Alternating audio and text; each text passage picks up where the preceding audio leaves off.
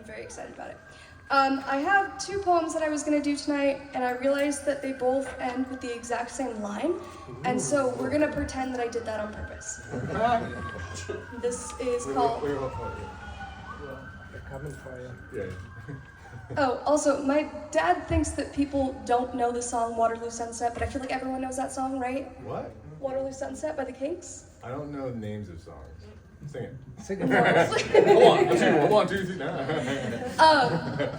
This is kind of based on that, but I don't think you need to know the song to understand it. Anyway, it's called Waterloo Overcast. I spent the summer of 24 in England's bustling capital. Between studying, socializing, and sightseeing, I had adventures of my own, most fueled by music. As the daughter of history's greatest Kinks fan, I felt I owed it to him. I lived like a Muswell hillbilly for 5 weeks on the 3rd floor of my homestay, alongside the lovely Kesner family. Anthony informed me of various locations, including the very first pub that the Kinks ever played, only a short bus ride away.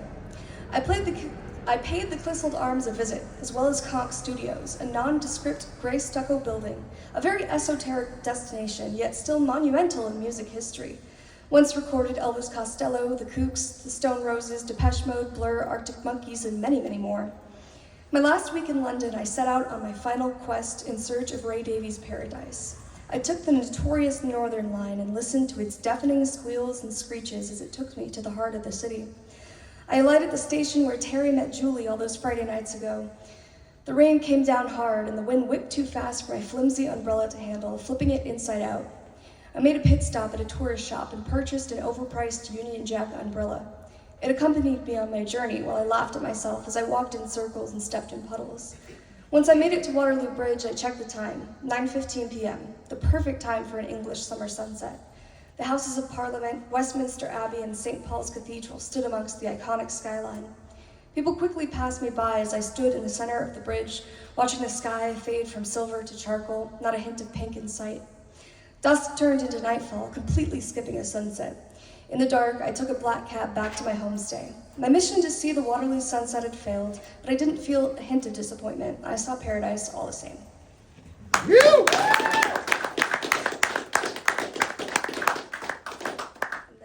This one is called Gary. The world's most die-hard modern lovers fan moved over 7,000 miles from Australia to Los Angeles just to see Jonathan Richman play a little more often, someone who's now a good friend. At my parents' wedding, he was my mom's best man, and is now my dad's best friend, as well as the butt of his never-ending jokes, his biggest rival in their non-stop games of Scrabble. My dad may be a published poet, but Gary's a man who could spot a misspelling from a mile away. He's a respected member of the LA Record Dealers, or as he calls him, Lard for short.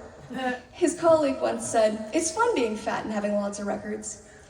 He's the founder of Rockaway, Little Gem in Silver Lake, where the rare is an everyday affair. They once sold the Beach Boys' iconic surfboard.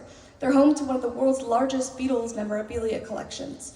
You'd be hard-pressed to find a more honest vinyl trader, or a man with more outlandish t-shirts. He exclusively wears gaudy button-ups, covered with aliens, instruments, cocktails, neon signs, sea creatures, and many more. The weirder the pattern, the better. I owe many of my best memories to Gary. Front row seats to my favorite musical, frequent guest list spots, signed albums, trips to the Magic Castle, and too many concerts to name. The word generous doesn't begin to describe Gary. He is far beyond that. He'd give you his shirt off his back, so long as it isn't the one with the bacon pattern. In our old family photos, there's a picture from my baby shower. My mom is pregnant with me and smiling next to Gary, both of them showing off their Buddha bellies. We don't have a drop of shared blood, but he's family all the same. Thank you.